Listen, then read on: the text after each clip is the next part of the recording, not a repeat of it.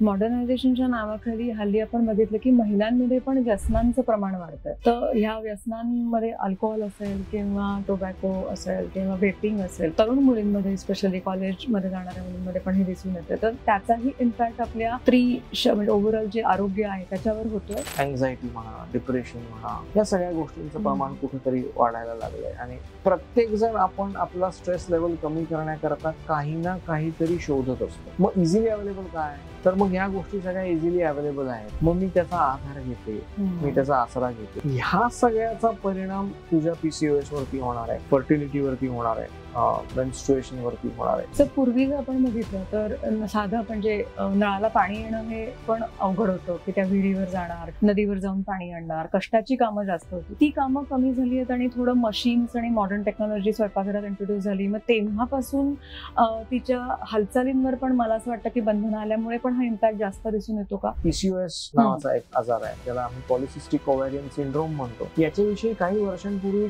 ऐकलंही जात नव्हतं आणि आज इतक्या जास्त प्रमाणामध्ये आपल्याला तो दिसतोय. This is probably because of the lifestyle change जी आपल्याकडे आलेली आहे.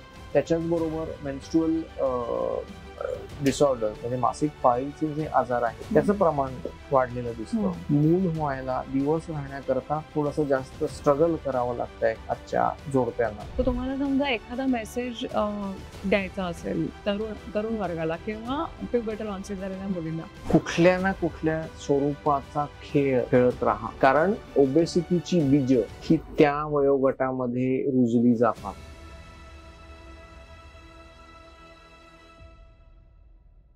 नमस्कार, मी अवंती दामले.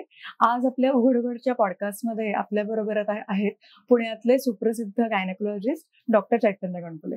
नमस्कार. नमस्कार सर. सर, आता मला तुमच्याबद्दल थोडे प्रश्न विचारायचे होते. पहिले तुमच्या ओव्हरऑल एक्सपिरियन्स तुम्ही शेअर करा, कारण खूप ह्यूज एक्सपिरियन्स आहे. मी डॉक्टर चैतन्य गणपुले आणि मी न्यू वुमन क्लिनिक आणि यश IVF चा मॅनेजिंग डायरेक्टर म्हणून काम करतो. पुण्यात आपली सेंटर्स आहेत आणि सातारला सुद्धा आपलं एक सेंटर आहे. MBBS झाल्यानंतर गायनेकोलॉजी या स्पेशालिटी ब्रांच मध्ये मी माझं पोस्ट ग्रॅज्युएशन केलं. त्याच्यानंतर मग पुढे जाऊन आणखीन काही सब स्पेशालिटीज आमच्या ह्याच्यामध्ये असतात, जसं एंडोस्कोपिक सर्जरी किंवा लॅप्रोस्कोपिक सर्जरी झाली, रोबोटिक सर्जरी झाली, इन्फर्टिलिटी मध्ये IVF आणि या सगळ्या गोष्टींचं शिक्षण घेणं झालं. या सगळ्या गोष्टी आम्ही नंतर केल्या आणि आता आपण या सगळ्याच अंगाने एका स्त्रीच्या आरोग्याकडे बघत असतो आणि ते स्त्री आरोग्य अजून कसं चांगलं करता येईल या दृष्टीने आपण न्यू वुमन क्लिनिकची स्थापना केली आणि गेली 25 वर्ष आपण या क्षेत्रामध्ये काम करतो आहोत. सर, तुम्हाला असं जाणवतं का की 25 वर्षापूर्वी स्त्रियांचं आरोग्य आणि आता ह्याच्यामध्ये काही डिफरन्स जाणवतोय, काही अवेअरनेस जाणवतोय की महिला थोड्या सजग झाल्यात त्यांच्या आरोग्याच्या बाबतीमध्ये? नक्कीच 25 वर्षापूर्वी आणि आत्ताचा जर विचार केला तर नक्कीच आत्ता जास्त सजगता निर्माण झालेली आहे. आता त्याला बरीच वेगवेगळी कारणं सुद्धा आहेत, पण त्याच बरोबरीने काही नवीन प्रॉब्लेम्स किंवा इश्यूज निर्माण पण झालेले आहेत. त्याच्यामुळे येस, सजगता नक्की वाढली, पण त्याच्याच बरोबरीने अडचणी पण वाढल्या.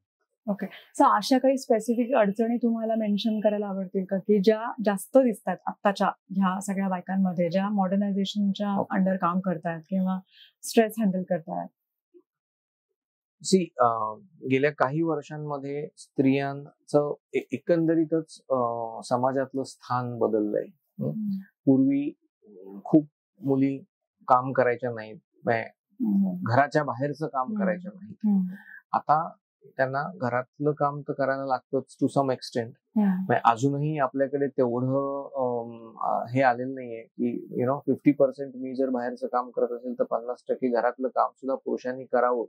अगदी ह्या स्टेजला आपण अजून पोहोचलेलो नाही आहोत. त्यामुळे आता कुठेतरी त्या स्त्रीला दोन्हीही बाजू सांभाळाव्या लागतात. सो घरातलंही बघायला लागतंय, पण त्याचप्रमाणे तिला बाहेर जाऊन कामही करायला लागतंय. तिला तिच्या पायावर उभी राहायची संधी उपलब्ध झाली आहे. तिला स्वतःचं करिअर घडवण्याची मुभा आज उपलब्ध झाली आहे. पण या सगळ्याच बरोबर त्यामुळे काही आपल्या जीवनशैलीमध्ये बदल घडलेला आहे आणि त्या जीवनशैलीमधल्या बदलामुळे काही जे प्रॉब्लेम्स इश्यूज आहेत स्त्री आरोग्याशी संबंधित ते सुद्धा जास्त प्रमाणात आहेत असं वाटतं. उदाहरणार्थ आपण घेऊयात की पीसीओएस नावाचा एक आजार आहे ज्याला आम्ही पॉलिसिस्टिक ओव्हॅरियन सिंड्रोम म्हणतो. याच्याविषयी काही वर्षांपूर्वी ऐकलंही जात नव्हतं आणि आज इतक्या जास्त प्रमाणामध्ये आपल्याला तो दिसतोय. This is probably because of the lifestyle change जी आपल्याकडे आलेली आहे. त्याच्याच बरोबर मेन्स्ट्रुअल डिसऑर्डर म्हणजे मासिक पाळीचे जे आजार आहेत त्याचं प्रमाण वाढलेलं दिसतं. मूल व्हायला दिवस राहण्याकरता थोडंसं जास्त स्ट्रगल करावं लागतंय आजच्या जोडप्यांना. त्याच्याच बरोबरीनं काही क्रोनिक डिसीजेस आहेत जसं डायबिटीज झालं. आता आपलं India has become diabetes capital of the world right. तसंच स्थूलपणा किंवा ओबेसिटीचं पण कॅपिटल होत चाललंय आपला देश. त्यामुळे असे क्रोनिक डिसीजेस पण आहेत आणि या सगळ्याचा कुठेतरी परिणाम आपल्या मानसिक आरोग्यावरती पण होतोय आणि त्याच्यामुळे मानसिक आरोग्यामधल्या मानसिक रोगाचं प्रमाणही जास्त प्रमाणात वाढायला लागलंय. अँझायटी म्हणा, डिप्रेशन म्हणा, या सगळ्या गोष्टींचं प्रमाण कुठेतरी वाढायला लागलंय आणि this is probably the flip side of the lifestyle changes or जे बायकांच्या ओव्हरऑल जेव्हा जीवनशैलीमध्ये जो काही बदल घडलाय गेल्या काही वर्षांना त्याच्यामुळे आहे असं म्हणायला लागेल. ओके सर, पूर्वी जर आपण बघितलं तर साधं म्हणजे नळाला पाणी येणं हे पण अवघड होतं की त्या विहिरीवर जाणार किंवा नदीवर जाऊन पाणी आणणार. कष्टाची कामं जास्त होती. ती कामं कमी झाली आहेत आणि थोडं मशीन्स आणि मॉडर्न टेक्नॉलॉजी स्वयंपाकघरात इंट्रोड्यूस झाली. मग तेव्हापासून तिच्या हालचालींवर पण मला असं वाटतं की बंधनं आल्यामुळे पण हा इम्पॅक्ट जास्त दिसून येतो का? सी ओव्हरऑलच फिजिकल एक्झर्शन ची काय म्हणू आपण व्याख्या बदलली आहे किंवा ज्या पद्धतीचं आपण फिजिकल एक्झर्शन करतोय आपण ते बदललंय. म्हणजे आज जसं पूर्वी तू म्हणलीस की बाहेरनं पाणी आणायला लागायचं, धुणं भांडी घरामध्ये करायला लागायची. या सगळ्या गोष्टींमुळे जे काही एक आपलं फिजिकल ऍक्टिव्हिटी होत होती ती कम्प्लिटली बंद झाली आहे आणि त्याच्या ऐवजी दुसऱ्या प्रकारची फिजिकल ऍक्टिव्हिटी आली आहे पण त्याचा उपयोग असा आपल्या आरोग्यासाठी होत नाहीये आणि म्हणून येस हे बदल दिसत आहेत आपल्याला. सर ऑफकोर्स फूड पण चेंज झालंय. ग्लोबलायझेशनच्या नावाखाली बऱ्याच नवीन आपल्याकडे जॉईंट सेंटर्स उघडली गेली आणि मग फूड इंटेक पण बदलला. तर त्याचाही परिणाम स्त्री आरोग्यावर दिसून येतो का? ओके, पुन्हा पूर्वी आपल्याकडे दिवसातनं 2 वेळा किंवा 3 वेळाला जेवायची पद्धत होती. जेवण घरी केलेलं असायचं है ना, ताजं असायचं. कम्पॅरेटिव्हली आता जर बघायला गेलीस तू तर बाहेर जॉईंट्स तू म्हणलीस तसे खूप जास्त झाले. फास्ट फूडचा जमाना आलाय आणि त्याच्यामुळे आपण घरी केलेल्या जेवणापेक्षा सुद्धा बाहेरचं खाणं जास्त घेतो आहोत. स्विगी आणि झोमॅटोने तर त्याच्याही पेक्षा एक पाऊल पुढे टाकलंय. म्हणजे निदान पूर्वी आपल्याला उठून हॉटेलला जायला लागायचं जर बाहेरचं खायचं असेल तर आता तेही करायला लागत नाही. तू कोचवर बसून राहा आणि तुला हातात येऊन मिळतं. मग आता याच्या पुढची स्टेप कदाचित कोणीतरी फक्त बनवायला बाकी आहे, एवढंच राहिलंय. अदरवाईज सगळ्याच गोष्टी इतक्या सहज आणि सोप्या झाल्यात की त्याच्यामुळे साहजिकच आपलं डाएट जे आहे ते डाएट बऱ्यापैकी बदललंय आणि या सगळ्याचा येस कुठे ना कुठेतरी स्त्री आरोग्यावरती परिणाम हा आपल्याला दिसतोच आहे. Sir, stress, lack of sleep म्हणजे झोपेचं प्रमाण कमी जास्त होणं, ह्याचा परिणाम मेन्स्ट्रुएशन सायकलवर डायरेक्टली होतो का? आणि तो होत असेल तर त्याला मॅनेजमेंटसाठी काही छोटे बदल अपेक्षित आहेत का?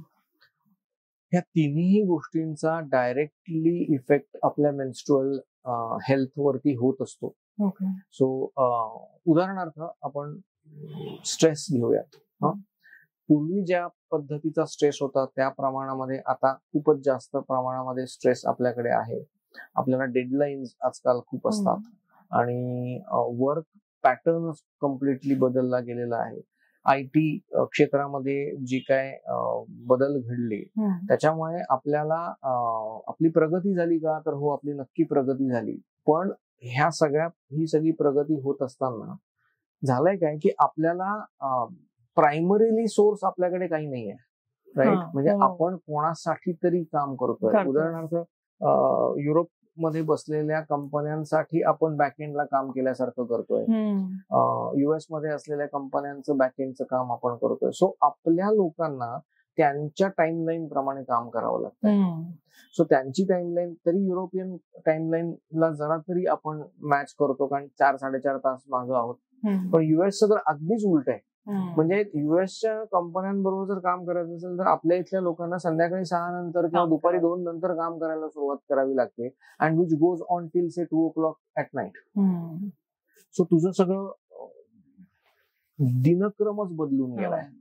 तुझी झोपायची वेळ बदलली, तुझ्या खाण्यापिण्याच्या वेळा बदलल्या.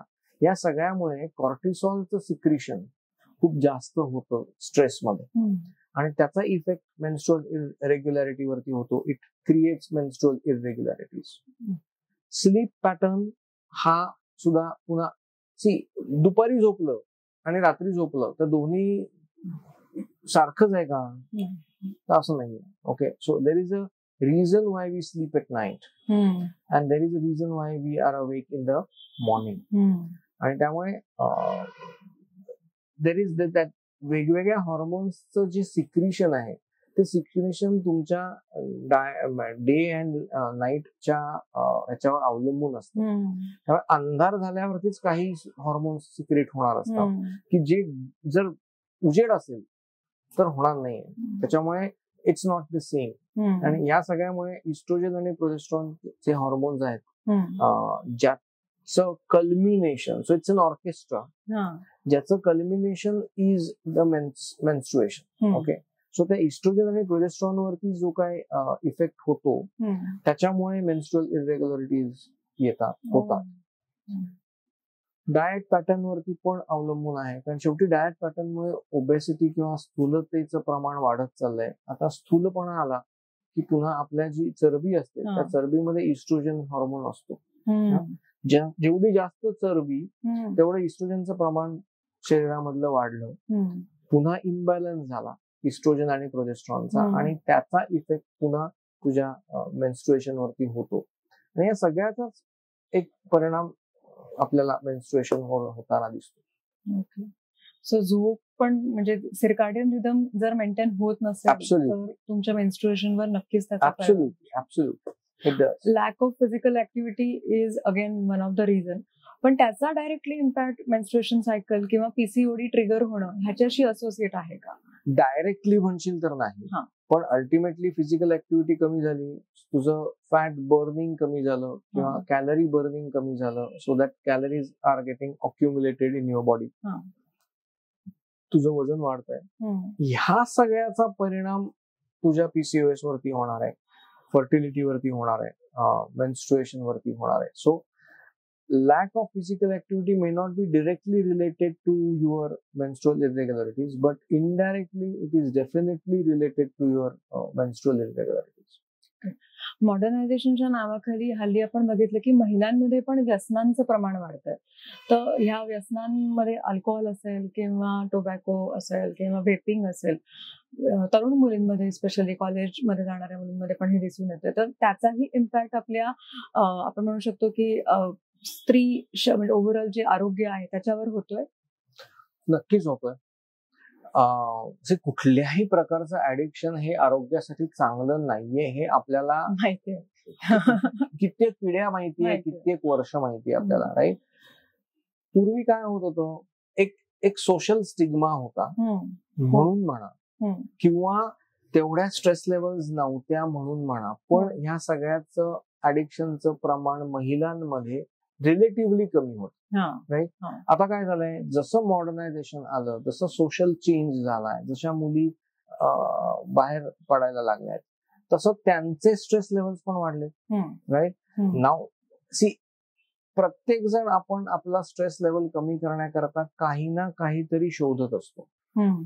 मग इझिली अवेलेबल काय आहे, तर मग ह्या गोष्टी सगळ्या इझिली अवेलेबल आहेत. मग मी त्याचा आधार घेते, मी त्याचा आसरा घेते, so that my stress levels go down. Number 1. Number 2, is it a fad or is it a fashion? To some extent, yes. Even that's peer pressure. प्रचंड आहे.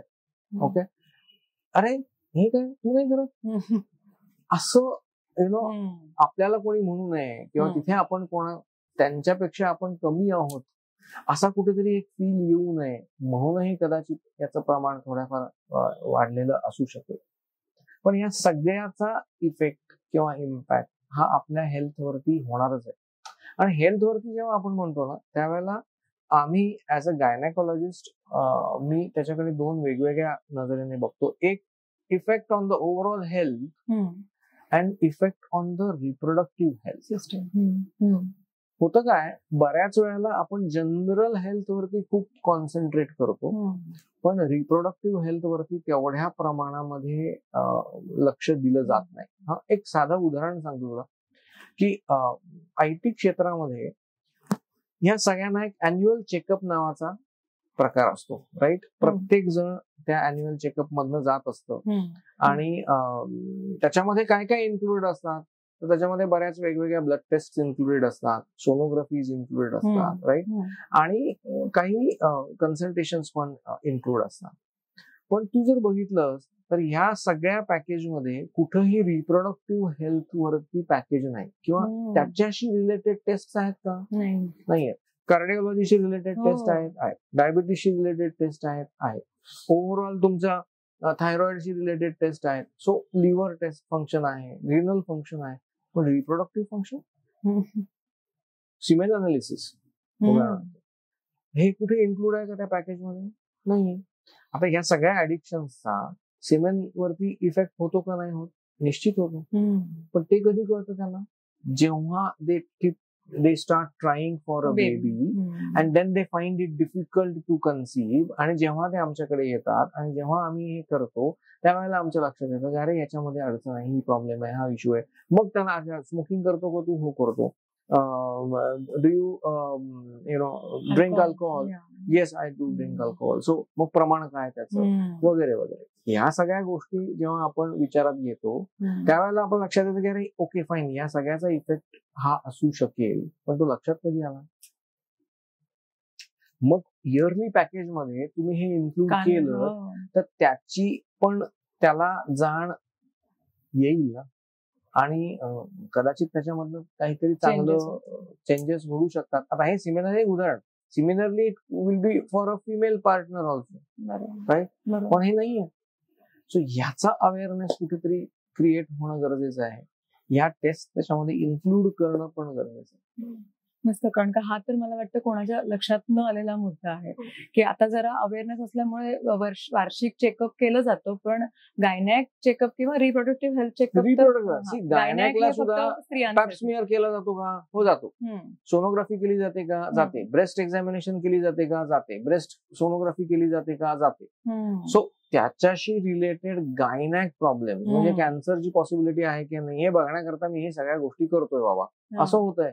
पण रिप्रोडक्शन साठीच काय, जेव्हा आपण आपलं मॅरेजचं लिमिट, एज काय म्हणू त्याला, लिमिट आपण एकीकडे वाढवलेलं आहे, 18 होतं ते आता 21 केलंय.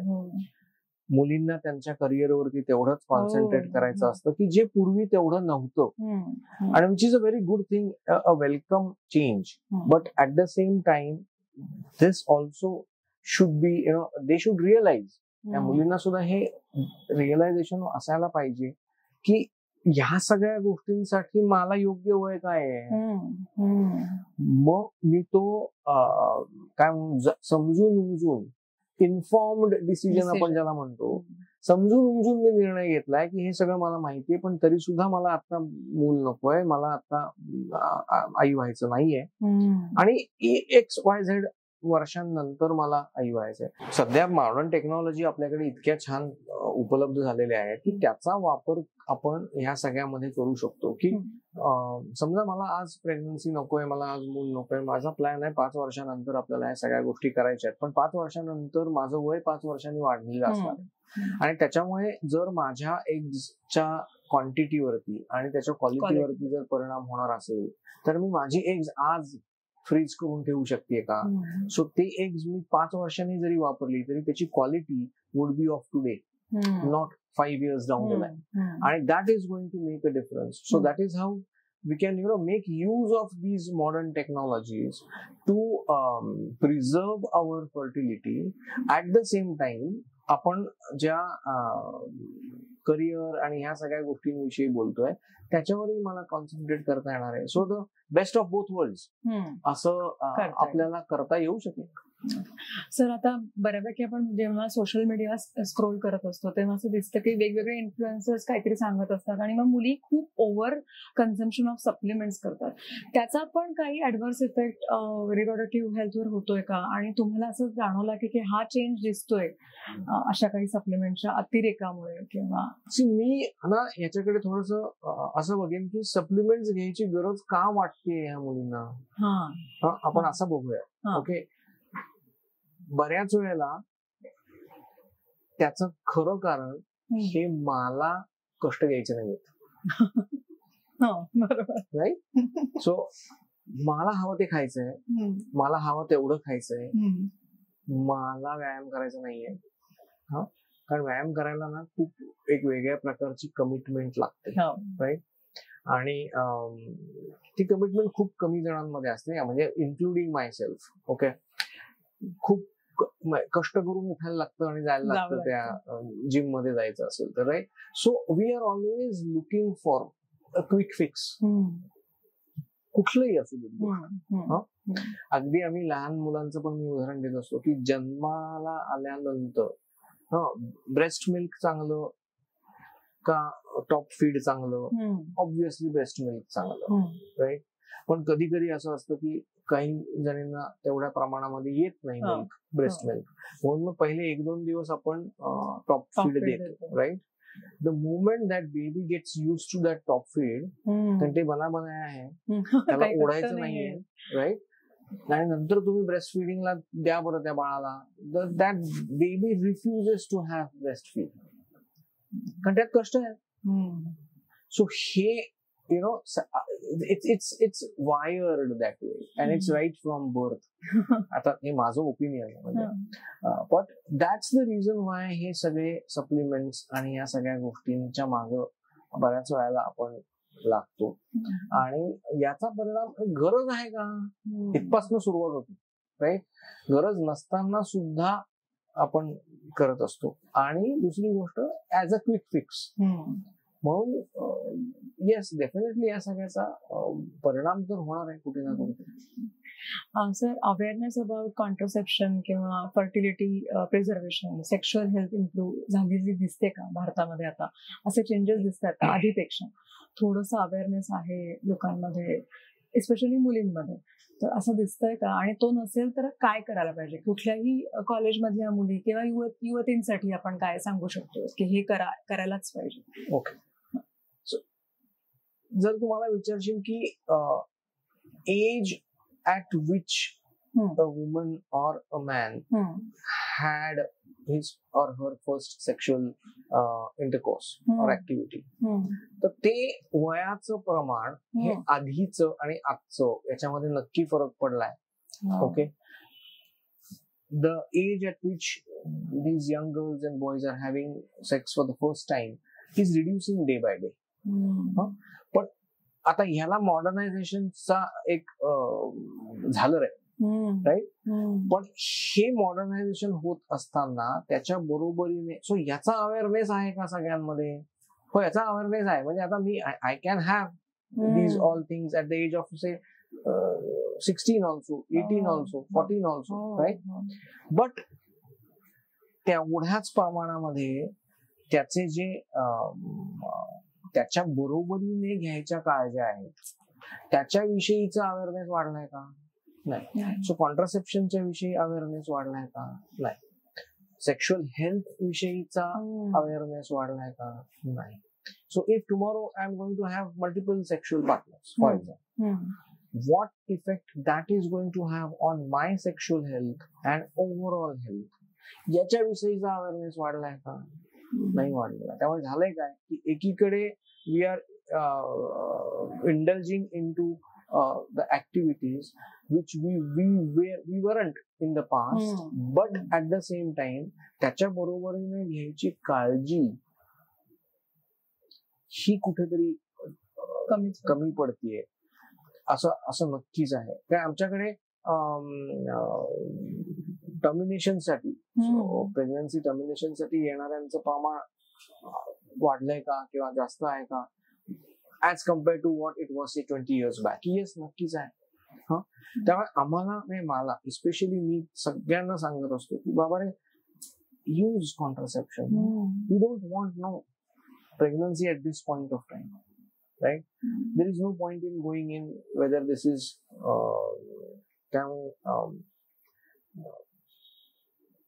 ethical, unethical किंवा morality मध्ये जाण्याचा आपल्याला अजिबात अधिकार नाही कोणाचे.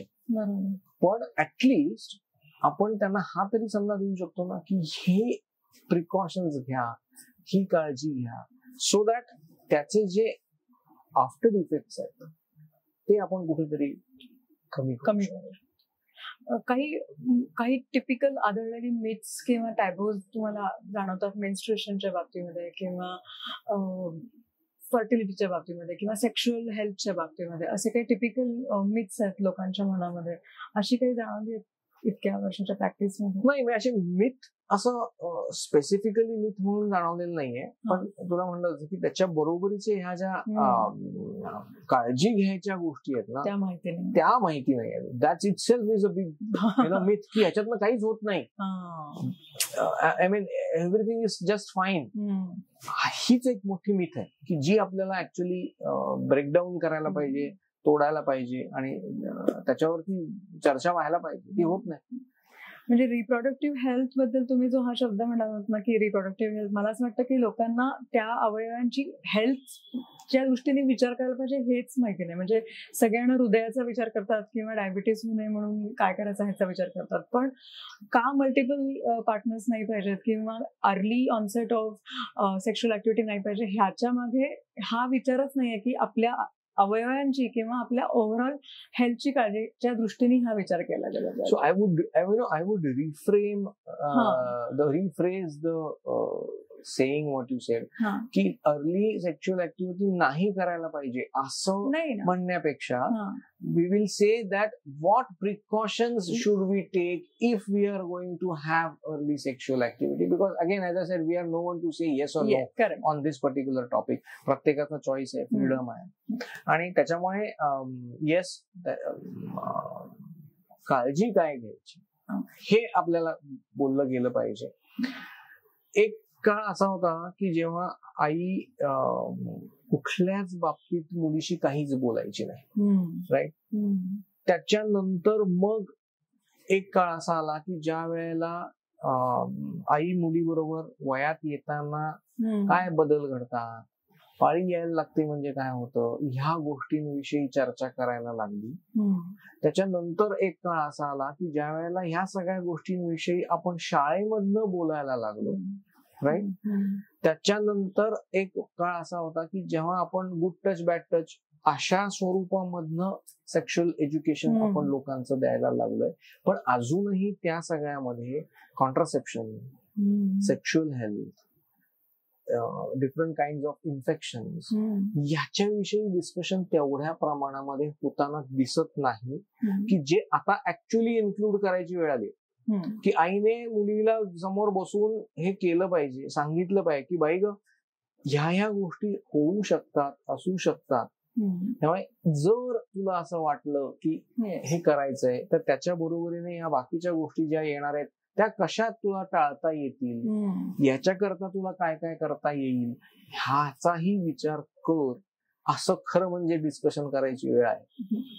जर आपण वॅक्सिन बद्दल नेहमी लहान मुलांचाच विचार करतो, पण आता आपण ऐकतोय की तरुण मुली किंवा ज्यांच्या प्युबर्टल ऑनसेट झालाय अशा 14 ते पुढच्या वयोगटातल्या मुली, तर त्यांच्या बाबतीमध्ये काही पर्टिक्युलर वॅक्सिन्स बद्दल पालकांनी थोडं सतर्क होणं गरजेचं आहे का आणि त्याचा फायदा काय होऊ शकेल? बरीचशी वॅक्सिन जी उपलब्ध आहेत ती सगळी इन्फेक्शियस डिसीजच्या अगेन्स्ट आहेत, right. There are very few vaccines which are against other diseases, non-infectious diseases. Okay. आणि one of the very important vaccine याच्या संदर्भामधलं इज सर्वायकल कॅन्सरच्या अगेन्स्टचं वॅक्सिन आहे. आणि ते टिपिकली 9 ते 14 ह्या वयोगटामध्ये घेतलं गेलं पाहिजे. आता त्याच्या मागचे सुद्धा विचार का 9 ते 14? तर आता आपल्या लक्षात असं आलंय की सर्वायकल कॅन्सर हा 95-96% of the times human papilloma virus नावाच्या व्हायरसमुळे होतो. ओके. आणि तो व्हायरस सेक्शुअली ट्रान्समिटेड आहे किंवा it's a sexually transmitted disease. मग सेक्शुअल ऍक्टिव्हिटी सुरू व्हायच्या आधी that girl should get vaccinated. म्हणून 9 to 14 years of age, because western countries मध्ये 14-15 is the age at which usually the girl or the boy start their sexual activity.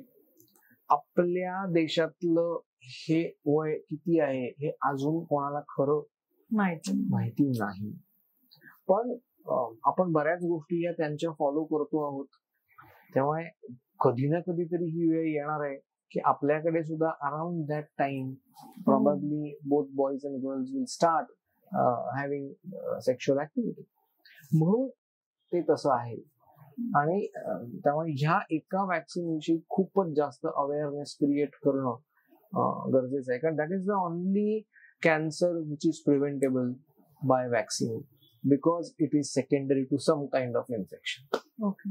पण मग हे फक्त मुलींसाठी आहे का मुलांसाठी पण अशी काही वॅक्सिन्स आहेत की जी आपल्याला त्यांना देणं गरजेची आहे? सो मुलांसाठी अशी पण वॅक्सिन्स नाही आहेत. हेच वॅक्सिन मुलांना पण द्यायचंय. ओके. कारण ह्युमन पॅपिलोमा व्हायरसमुळे पिनाईल कॅन्सर्स पण होतात.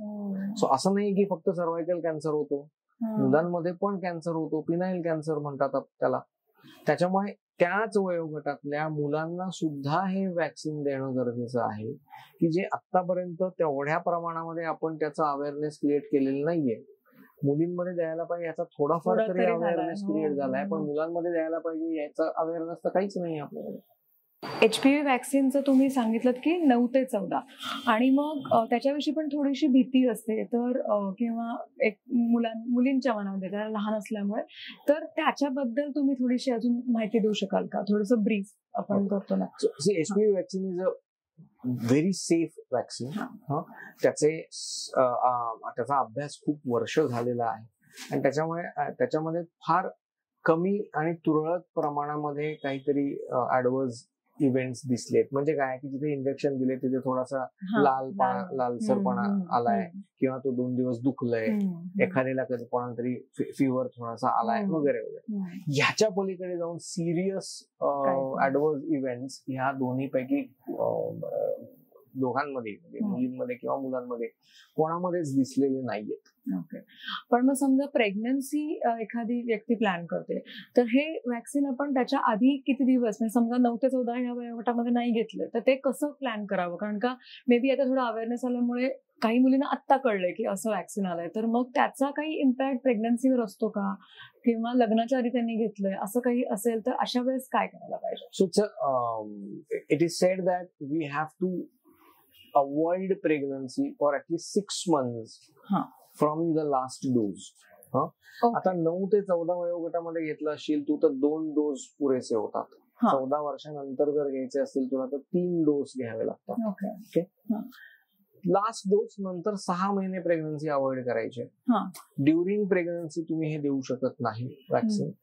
इमिजिएटली पोस्ट डिलिव्हरी तुम्ही हे देऊ शकता वॅक्सिन. आणि त्यामुळे तो एक विंडो छान असतो असं आम्ही म्हणतो की तेव्हा ती इन हाऊस असते, ती हॉस्पिटलमध्ये असते. सो त्या 4-6 दिवसांचा उपयोग करा तिला अवेअर करायला, तिला ब्रीफ करायला आणि मग पहिला डोस देऊन पाठवा. मग पुढचे 2 डोसेस ती घेईल. पण जेव्हा सेक्शुअल ऍक्टिव्हिटी सुरू झाल्यानंतर आपल्याला हे वॅक्सिन द्यायचं त्यावेळेला आम्ही असं म्हणतो की आधी काही टेस्ट करून घ्या. We should know कि are you already infected with some subtypes? But even if you are infected with some subtypes, you will be sheltered against other subtypes. त्यामुळे त्याचं तुला प्रोटेक्शन मिळणार आहे. डबल शील्ड सारखं काम करायचं. सर, कॉस्टच्या बाबतीमध्ये आणि ऍक्सेसिबिलिटीच्या बाबतीमध्ये थोडासा मनामध्ये प्रश्न असतो की कुठे मिळेल, कोणाकडे जावं लागेल, आणि कॉस्टच्या बद्दल पण थोडीशी आयडिया देऊ शकलात. ओके. सो जेव्हा हे वॅक्सिन आलं त्यावेळेला ते बऱ्यापैकी महाग होतं, पण over a period of time ते आता कमी पैशामध्ये पण मिळते आपल्याला. माझ्या माहितीप्रमाणे, आय एम नॉट शुअर, पण माझ्या माहितीप्रमाणे 2,500 ते 3,000च्या आसपास एक डोस जातो. त्यात 2 प्रकारचे वॅक्सिन्स आहेत.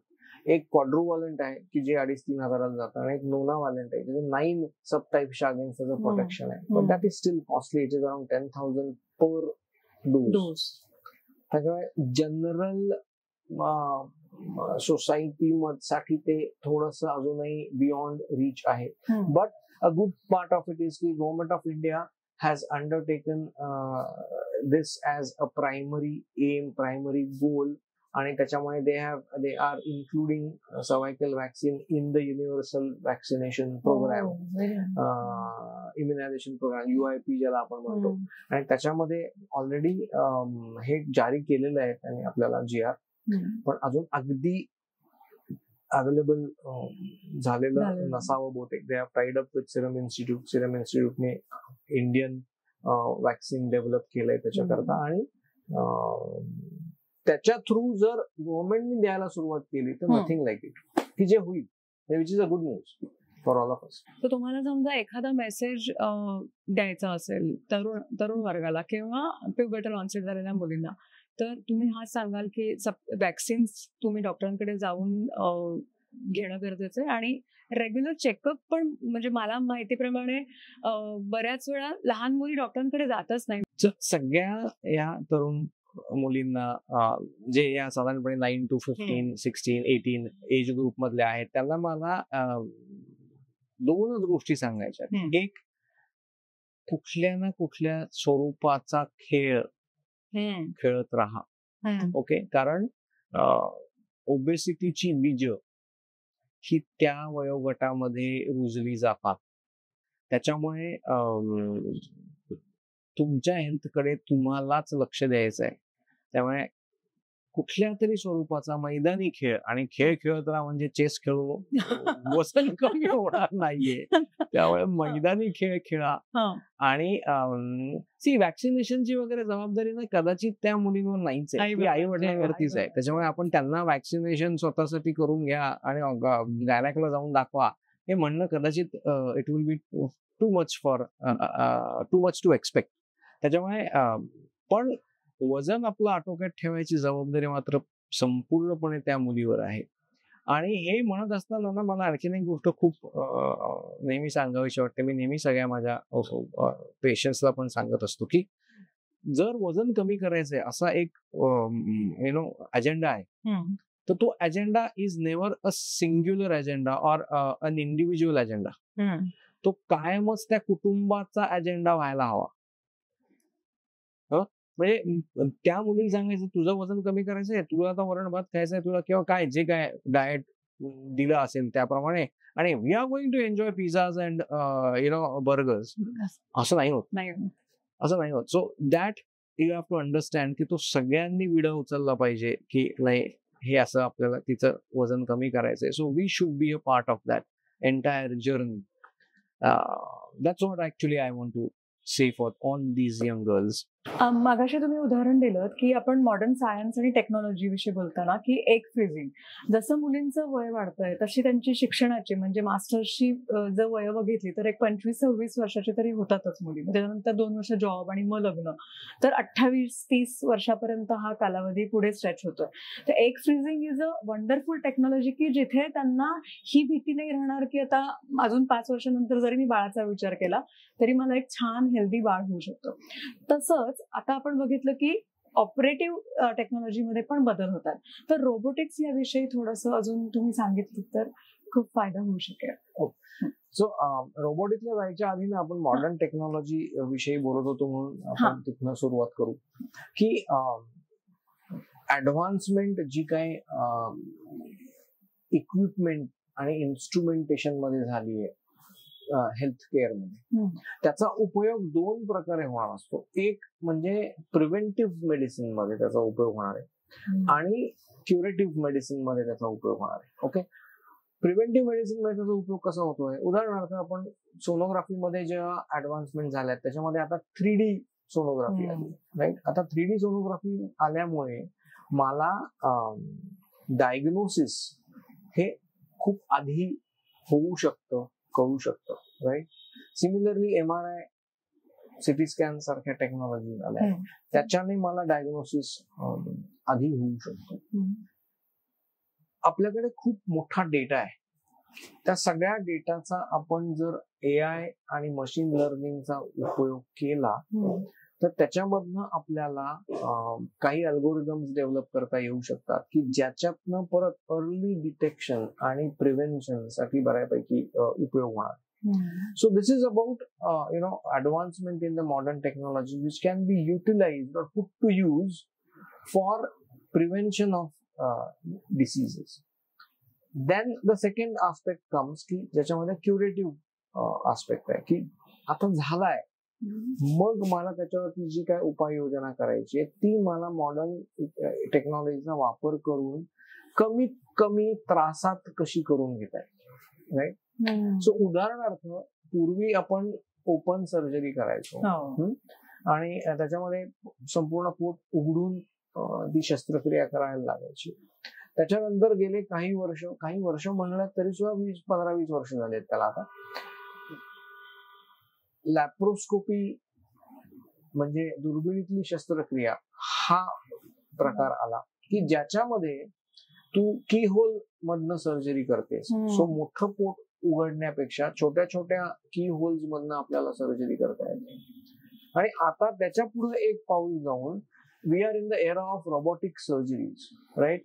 आपण रोबोटिक सर्जरी म्हणलं की फक्त नी रिप्लेसमेंटची सर्जरी रोबोटिकली होते असं आपण आपल्या डोक्यात तेवढं चित्र समोर काय येतं आपल्या की अच्छा म्हणजे गुडघा बदलण्याची जी शस्त्रक्रिया आहे ती हल्ली रोबोटिकली सगळीकडे होते असं समज आहे, बरोबर. पण फक्त तेवढाच रोबोचा उपयोग नाहीये, तर गायनॅकच्या सर्जरीज करायला सुद्धा तुला रोबोचा उपयोग होतो.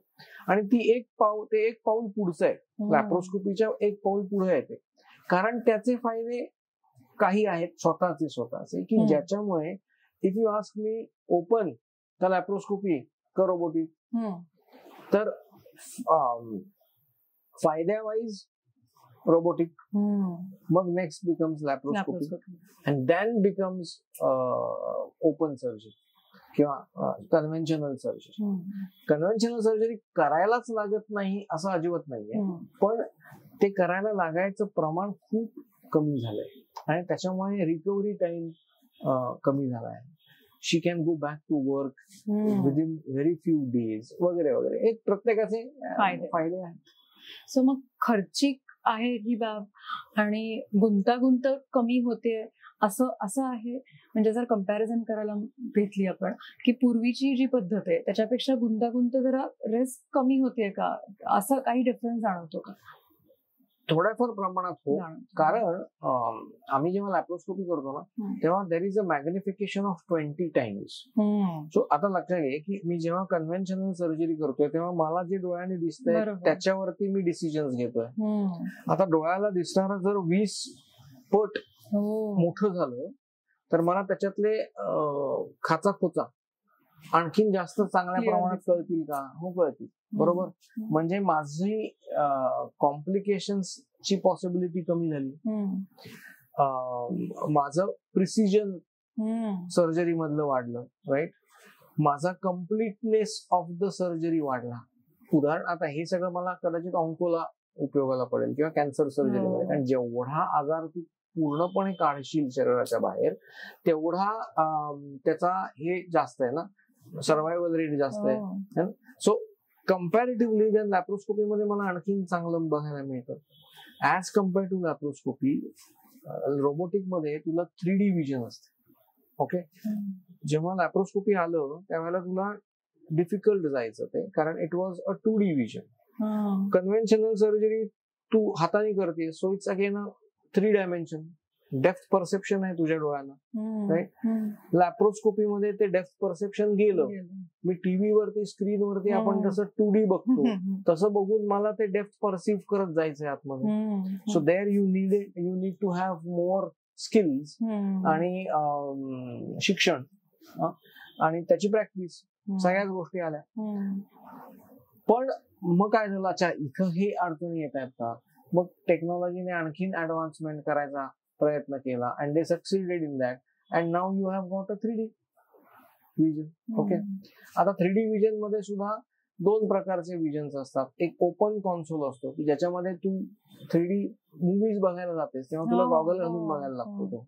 सिमिलरली मी गॉगल घालून ती सर्जरी करणार आहे. जर गॉगल घातला तरच मला 3D दिसणार, गॉगल काढला तर मला 2D दिसणार.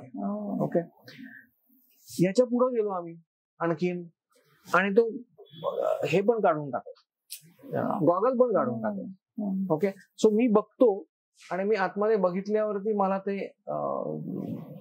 3D दिसायला लागतं without wearing that 3D goggles.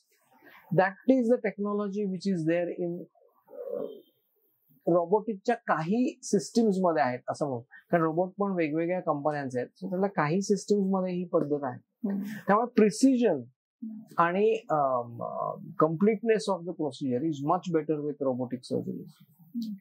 Sir, robotic सर्जरीचा फायदा पोस्ट ऑपरेटिव्ह पण दिसतोय की पटकन रिकव्हरी होतीये, पेन कमी आहे. जसं मगाशी तुम्ही म्हणालात त्याप्रमाणे की पेशंट लगेच घरी जाऊ शकतो, तर असं पण दिसतंय. ऍब्सोल्युटली.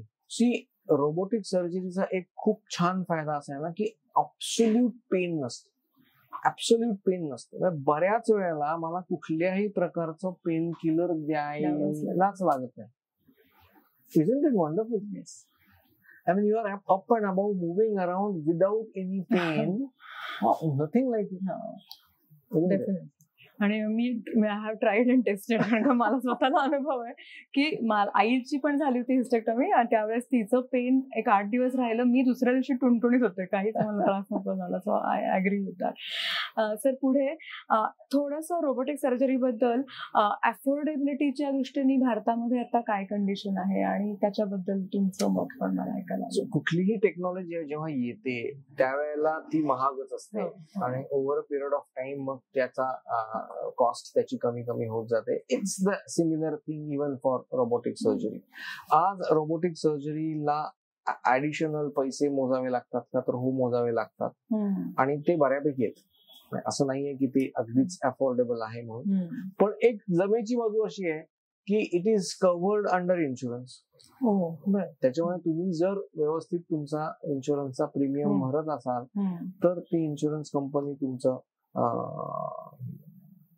रोबोटिक सर्जरी पण कव्हर करते. अर्थात तुमचं कव्हरेज किती आहे याच्यावरती अवलंबून असणार आहे. जेवढं कव्हरेज असेल त्या प्रमाणामध्ये ते तुम्हाला देणार आहेत. वरचं जे काय आहे ते तुम्हाला पदरचं घालावं लागतं. पण तरी सुद्धा मी म्हणेन की it is steel worth going for robotic surgery because of all this additional benefits what you get. त्याच्यामुळे पण इव्हेंच्युअली ते इन्शुरन्स नसलेल्या लोकांना सुद्धा अफोर्ड होण्याच्या स्टेजला येईल. काही टिपिकल मिसकन्सेप्शन तुमच्या नजरेत आली आहेत का की पेशंटच्या मनामध्ये रोबोटिक सर्जरी बद्दल ही असतात की म्हणजे हे काही टिपिकल असतील की ह्याच्यामुळे हे होऊ शकतो का, हा धोका होऊ शकतो का, असे काही तुमच्या नजरेत आलेली misconception about related with robotic surgery? See, robotic surgery ना अजून खूप लोकांना माहितीच नाही, त्यामुळे कन्सेप्टच माहित नाहीये. तर मिसकन्सेप्शन असण्याची शक्यता रिलेटिव्हली कमी असते, राईट? त्याच्यामुळे अजून तरी मला असं कोणी विचारलं नाही की हे असं होतं का, ते तसं होतं का. त्यामुळे देर are very less misconceptions as of today. तुम्ही पर्सनली बॅलन्स कसं करता, म्हणजे ह्युमन एम्पॅथी आणि टेक्नॉलॉजी ह्या दोघांचं जर पेशंटच्या हेल्थच्या दृष्टीने विचार केला तर हे तुम्ही कसं सांगाल की हे कसं मॅनेज होतंय किंवा हे this is what I believe in की तुम्ही कितीही AI आणा किंवा काहीही करा, जोपर्यंत तो ह्युमन टू ह्युमन इंटरॅक्शन होत नाही ना तोपर्यंत तुम्हाला तो एक काय म्हणतो त्याला कॉन्फिडन्स म्हणा किंवा एक तो हे मिळत नाही. म्हणजे आराम जो म्हणतो आपण त्याला, बऱ्याच वेळा आपण म्हणतो ना की 50% आजार हा तुमच्या बोलण्यामुळे जात असतो डॉक्टरांबरोबर, बरोबर आहे. Same thing applies. त्याच्यामुळे कितीही टेक्नॉलॉजीमध्ये ऍडव्हान्समेंट आली तरी सुद्धा तुम्ही जर एम्पॅथेटिकली त्या पेशंटशी बोललात तर त्याचा परिणाम किंवा त्याचा इम्पॅक्ट हा वेगळाच होणार आहे. त्याच्यामुळे you cannot take away that human factor from healthcare completely. So AI would be there to assist, to help, to reduce the complications, problems, आणि त्याच्याने आमचं पण वर्क लाईफ बॅलन्स चांगला होण्याची शक्यता आहे, कारण आम्हाला पण थोडा मोकळा वेळ मिळेल आमच्या फॅमिली बरोबर घालवायला, असं होऊ शकतं. पण completely everything is just taken over by AI असं होणार नाही. आणि झालं ते तर कुठेतरी मग आपण तो ह्युमन टच म्हणा, ह्युमन फॅक्टर म्हणा, आपण we would be missing on to that. आणि आता ऑलरेडी आपल्याला बऱ्याच हॉस्पिटल्स मध्ये तो कमी होताना पण दिसतोय, राईट. इफ यू सी, ती एम्पॅथी कुठेच दिसत नाही, लोकांच्या वागण्यामधनं दिसत नाही, बोलण्यामधनं दिसत नाही, कारण दे आर ऑल सिस्टीम. जेवढा तुम्ही सिस्टीम बेस्ड करायला जाता गोष्टींना तेवढा त्याच्यातला ह्युमन एलिमेंट, ह्युमन फॅक्टर कमी कमी होत जातो, कारण सगळेजण फक्त सिस्टीम प्रमाणे चालायला जातात. मग ते जरा इकडे तिकडे डेव्हिएट होत नाही. आणि मग तुम्ही जरा इकडे तिकडे डेव्हिएट झाला नाहीत की तुम्ही नाराजी पेशंटची बऱ्याच वेळेला घेणार असता किंवा घेता. त्याच्यामुळे it has to be a balance between two. It cannot be one way affair. Sir, साधारणपणे वेगवेगळ्या म्हणजे teens, professionals, mothers, menopausal woman ह्याच्यामध्ये जर आपण बघितलं तर त्यांनी त्यांची हेल्थ कशी प्रायोरिटाईज करावी. म्हणजे मग अशी तुम्ही एक मेन्शन केलं की वार्षिक तुम्ही जे चेकअप करताय त्याच्यामध्ये रिप्रोडक्टिव्ह हेल्थ विषयीचं चेकअप हे तर आपण नक्कीच आता एम्फसाइज करूया, पण अजून तुमच्या दृष्टीने काय करणं गरजेचं आहे. टीन्स बद्दल सांगा, मग एक मिड एज म्हणूयात आपण, आणि मग मेनोपॉज, ह्या सगळ्यांच्यासाठी. पहिलं म्हणजे तुम्ही तुमची हेल्थ प्रायोरिटाईज करा. that's the first thing, right? Because आपण वी गेट कॅरीड अवे बऱ्याच वेळेला, है ना. सो टीन्स मध्ये मी सांगितलं त्याप्रमाणे की खेळाला महत्व दिलं पाहिजे. फक्त अभ्यास अभ्यास अभ्यास अभ्यास करू नका. काय आपण खातो आहोत याच्यावरती थोडस लक्ष द्या, right. Same thing goes even past the teen age. In the reproductive age group also we need to balance our work, we need to balance our life. When I say work life balance, I mean to say कि you have to also prioritize your health. तुम्हाला रोजच्या व्यायामाला थोडाफार तरी वेळ काढलाच पाहिजे. तुम्ही काय खाताय याच्यावरती तुम्ही तो बघितलंच पाहिजे.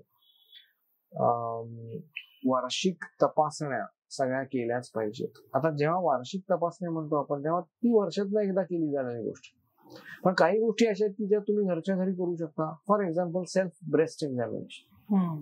Okay, breast cancer is the most common cancers in gynaecology. Human health मध्ये बघितलंस तू तर first is breast cancer, second is cervical cancer. Okay, so breast cancer again early detection will have a very good survival. त्यामुळे जर लवकर detect करायचं असेल तर आधी साधी गोष्ट आहे की दर महिन्याला तुम्ही सेल्फ ब्रेस्ट एक्झामिनेशन करा, आणि त्याच्यामध्ये कुठे जर तुम्हाला काही लंप किंवा काही गाठ आढळली, काय झालं तर तुम्ही लगेचच डॉक्टरांकडे जा. ही अगदी इतकी साधी सोपी गोष्ट आहे, पण ती आपण करतो का? ती आपण करत नाही, राईट.